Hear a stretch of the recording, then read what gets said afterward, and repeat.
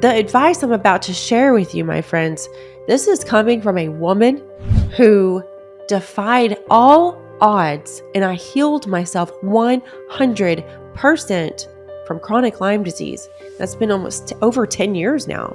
I healed my thyroid. I healed my gut. I did it all my own damn self. I went through hell and back, and I'm sitting here right now, and I'm going to share with you exactly what to do.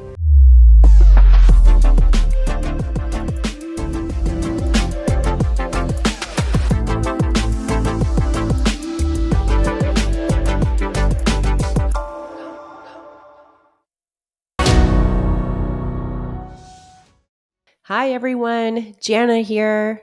Thank you all for tuning in and listening. I appreciate each and every one of you. I want to talk today about anxiety, depression, brain fog. Maybe one of you listeners right now feels anxious. Maybe you're suffering from depression. Maybe you're experiencing brain fog and are not enjoying going through your day, feeling like you can't remember anything, and you just kind of feel just a little disoriented. Too many of us go through life feeling like crap. And I think it's because like more and more people are dealing with these mental symptoms, anxiety, depression, brain fog. It's just so common, right? It's like everybody kind of experiences it. And so it's almost like it's not taken seriously. Like, oh yeah, you have that too, me too. And everybody blames it on something, right? It's the time of the month for the women, right? It's the stress. It's because it runs in the family. By the way, that's bullshit. Yeah, people chalk it up to so much. And I got to tell you, as a nutritionist and a mindset coach, your gut health is the key to your brain health. It is not genetic.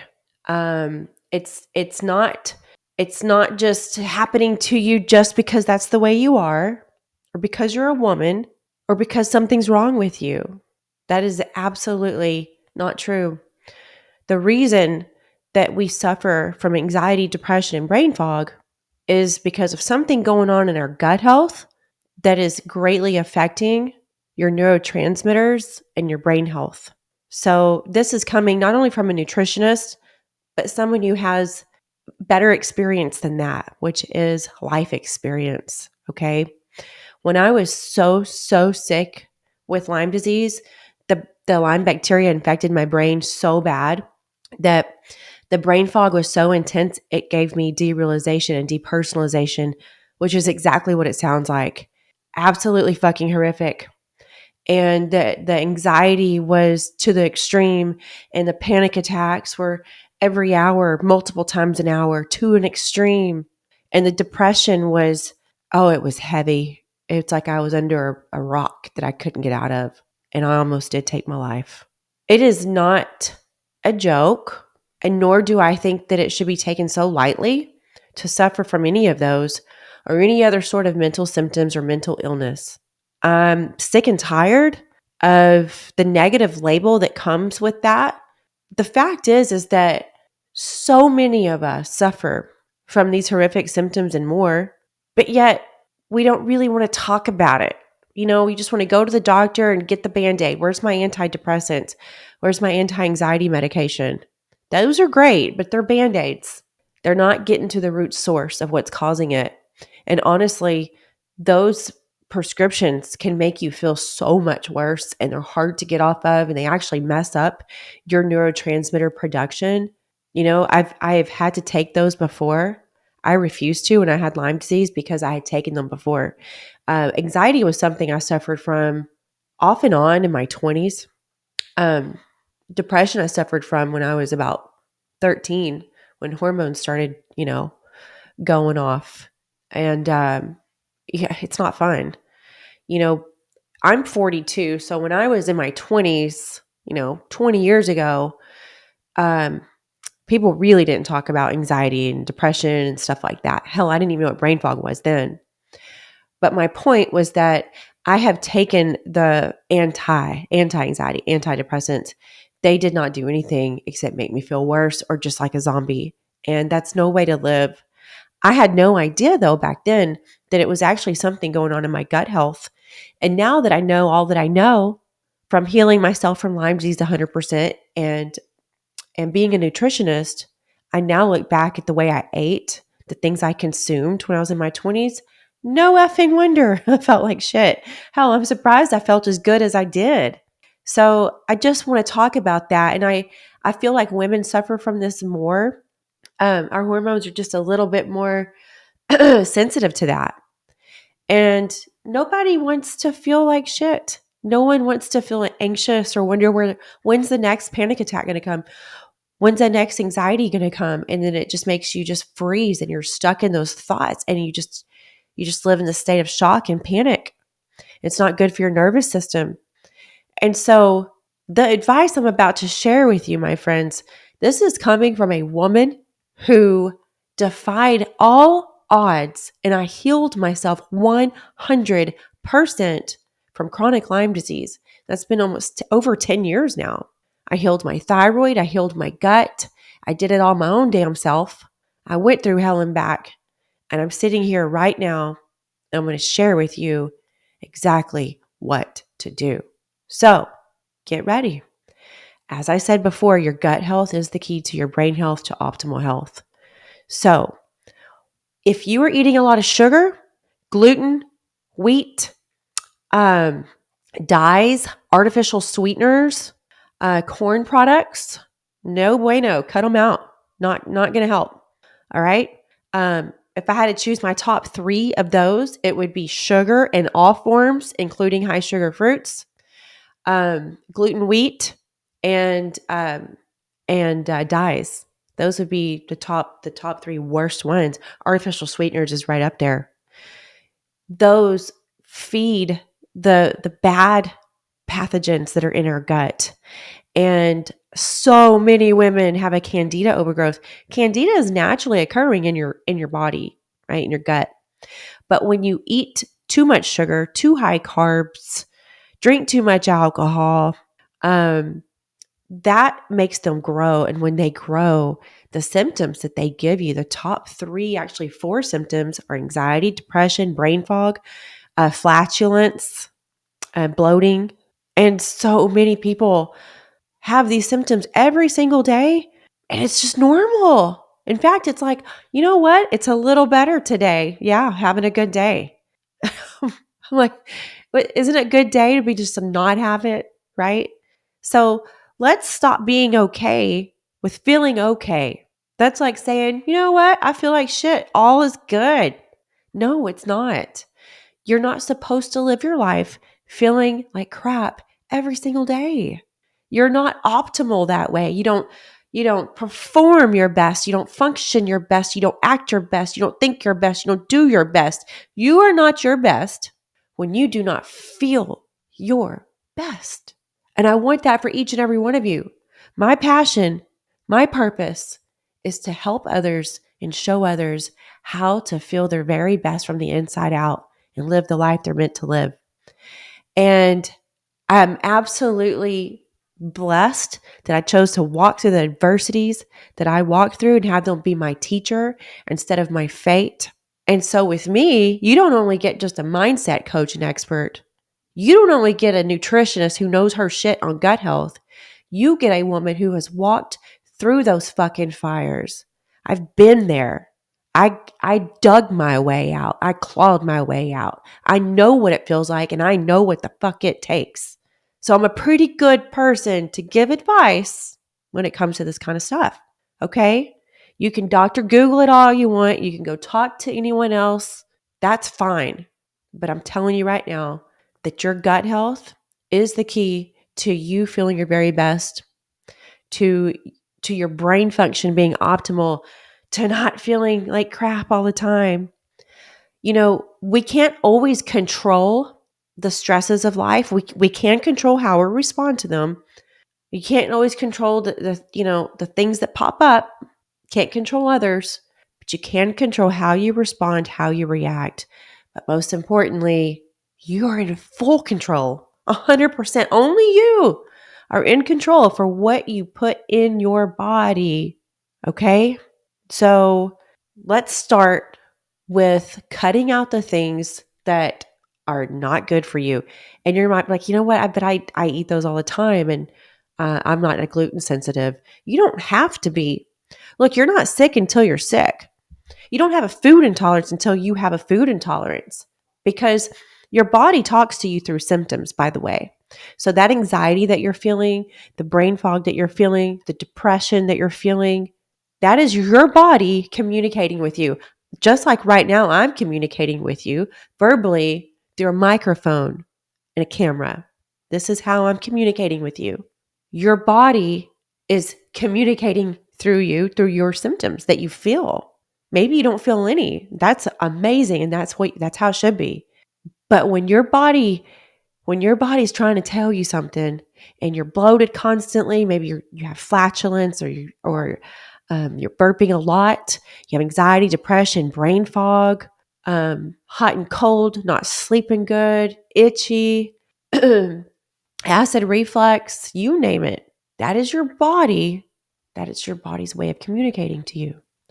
And when you don't listen, the communication signals get louder and louder and louder until the fire alarm is going off. And then it's really late, and it's so much harder to put those fires out.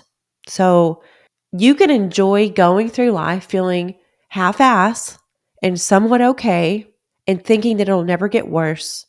Or you can do something about it right now so you can feel your very best, and so you can do your damnedest to make sure it never gets worse. It's like people worry so much about like, what do I do to stay safe? What do I do not to die? Honey, what do you do to live? Let's focus on that. How do you want to live your life? How do you want to feel going through life? You feel like shit half the time? You want your body to be in control of everything? And you're just wake up in the morning and roll the dice and hope it's a good day? Doesn't sound so good to me. But you know what? You can get those reins back and get the control back. And you can put your body in a state of healing and restoring, in a state of balance. I was told when I found out I had hypothyroidism, which was before Lyme disease, right? And I was severely hypothyroid. I was told I would be on that medication till the day I die.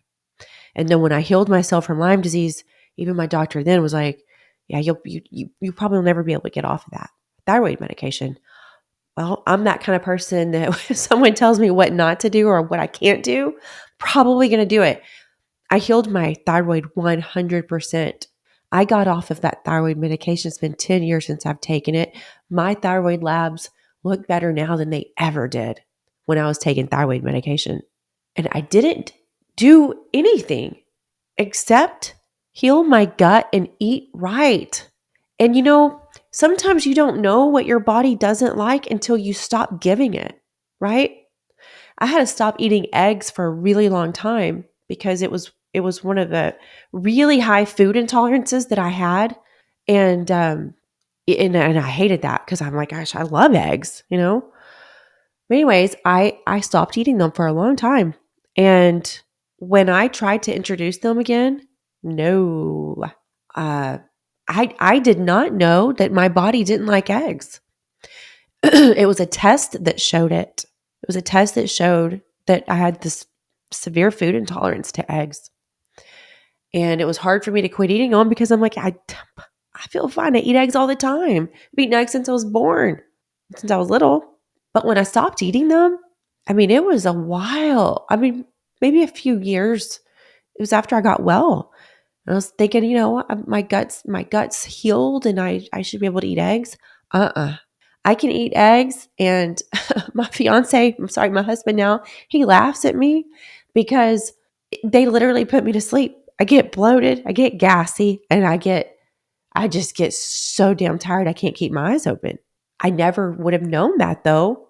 I just would have kept eating them, right? And now that I know, I can't eat those. And it's like that with wheat and a whole lot of other things for me. So though you might not be thinking that any of these foods are bothering you or causing anything, I promise you they are. And I'm not talking about eggs. I was giving an example of when I didn't think a food bothered me. And then when I realized it really bothered me after I had taken it out of my diet. Okay. So the foods I'm talking about today in specific to get out of your body to stop causing inflammation are sugars, and sugars in every single form, artificial sugars, high sugar fruits, fruit juices, absolutely no juice. You know, an 8-ounce glass of orange juice is like 29 grams of sugar. That's insane. I think I get 29 grams of sugar in about 3 to 4 days. No kidding. Not even kidding. I have about 8 to 10 grams of sugar a day because sugar in my body, it's like putting lighter fluid on a fire with candida for me. And even though I've healed my gut, women are super prone to candida overgrowth, and it does not take much at all. One round of antibiotics in your life, well, you're a candidate for it. And you can just keep on multiplying with every round of antibiotics you take because they kill off all the good guys in your gut. So if you ever have to take antibiotics, please make sure that you up your probiotics and you eat some cultured foods and yogurts. And when you buy a yogurt, first of all, don't get low fat. Low fat should have never been a thing. It's a bunch of bullshit. Fat doesn't make you fat. Don't buy low fat. And when you buy yogurt, you need to get some with just plain old fruit in it and no fruit juices and no sugars. Or you can do what I do and I add in blueberries, blackberries, and strawberries, and some crushed pecans and make my own little parfait. Okay? But anytime you're on antibiotics or your loved one or your kids, make sure you double up on your probiotics and cultured foods because it greatly affects your gut health. 80% of your immune system is in your gut. Most of your neurotransmitters are produced in your gut. So we want our gut to be as healthy as possible. So cutting out all the foods I recommended, wheat, gluten, dairy is probably another good one to cut out, specifically cow dairy, unless it's grass-fed cows. Sugars, artificial sweeteners, and dyes.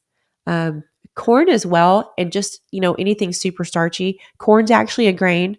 And I actually recommend going completely grain-free if you really want to do it the right way. If you absolutely need some of your non-glutinous grains, please stick to certified gluten-free oats and white rice, not brown. And try to just have it more in the middle of the day. And specifically if it's a day you're more active or you're going to be working out and you're going to burn it, because all of those things in your body, they turn into glucose and it all feeds pathogens in your gut, no matter how healthy the product is. A banana, unfortunately, that's a lot of sugar in your body. Your body has no idea if you just ate a banana or a Snickers bar, right? One of them's going to be way much harder on your blood sugar. But what I'm talking about when it comes to feeding the pathogens in our body that make us feel sick. The next thing to do is to take a really good probiotic. And probiotics are not equal. They are not all the same. You want a probiotic that has at least 20 to 25 billion microorganisms. And the more strains, the better. And you want to take that twice a day, morning and night. Take digestive enzymes. Try to go about 14 hours in between your last meal of the day and your first bite the very next day. That's called fasting or intermittent fasting. Hence the word breakfast. Break, fast, breaking your fast. That's what it is. There is no set law, by the way, that breakfast has to be at 7 or 8 in the morning. Most people start their day off wrong because they have breakfast that is typically full of sugars and carbs, and it just sets the tone for the day, which is dragging ass, blood sugar on a roller coaster, and then a crash, and then you got to pump yourself more full of more sugar and carbs, and then woo, you're on this little roller coaster ride. That's happening when you eat shit in the morning. Okay? When you eat shitty foods, you feel shitty. Okay? Good foods equal good mood. Bad foods equal bad mood. literally taught my kids that when I homeschooled them. So taking your probiotic, eating cultured foods, right? Replenish that gut flora, taking digestive enzymes, drinking enough water. But guess what? Don't drink a lot of water or fluids while you're eating. Okay, do it before and after. When you drink a lot of fluids, beverages during a meal while you're eating food, it actually dilutes the stomach acid. And your stomach acid is very important because it helps break down food, okay? And it helps make sure that certain pathogens in your gut don't live. If your stomach acid is too low and diluted, pathogens that you don't want to live in your gut, they do. And your body doesn't break down foods. And then all of that just sits and it rots. And then you get leaky gut dysbiosis, candida overgrowth. And then guess what? Then you don't ever tend to that. And then that leads to autoimmune diseases. I can keep going, but I think you see the trickle effect, the domino effect, right? So there is so much to cover on this topic. And I'm going to have another episode where I go in even more details because honestly, this could be a 1 hour, 2 hour episode. But I think I've given you enough for today for you to get started on feeling your best.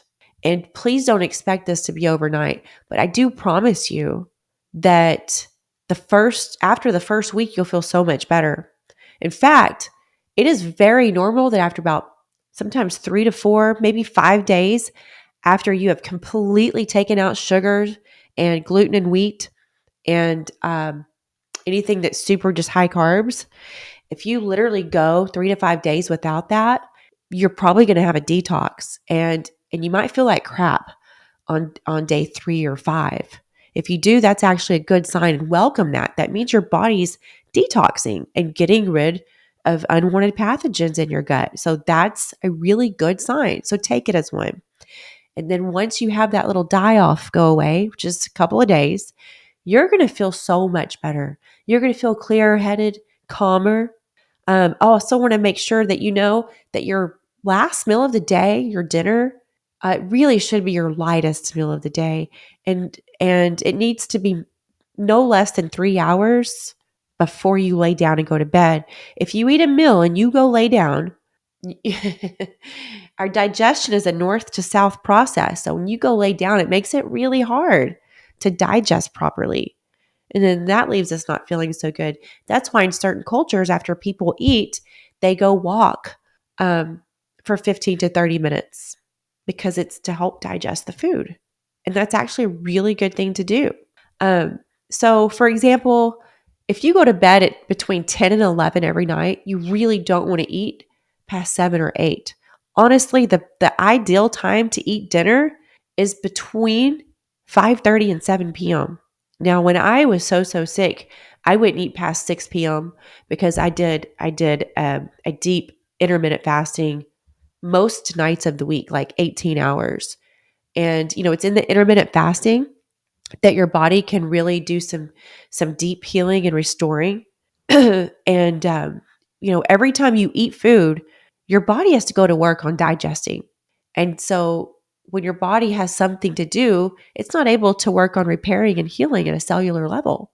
That's why it's really, really important that you have around 14 hours between your last meal and your first meal.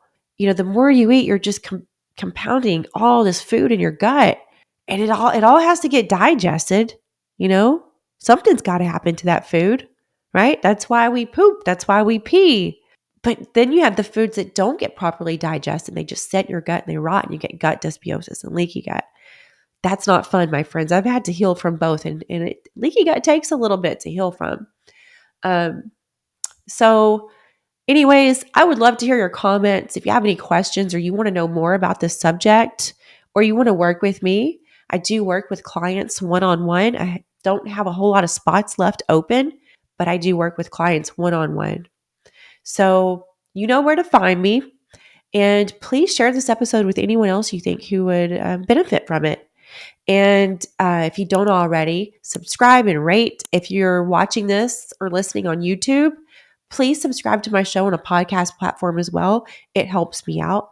And if you haven't bought my #1 best-selling book yet, Unfuck Your Mind, go to Amazon and buy it, and then read it and leave me a review and rating, because I love reading those. You can also tag me on Instagram, Revive by Janna. I do have a Revive with Janna Instagram account, but it's just for podcasting, so not a whole lot goes on there. My Revive by Janna account on Instagram, that's where I'm at every day. So thank you all for tuning in. I hope you all have a great day.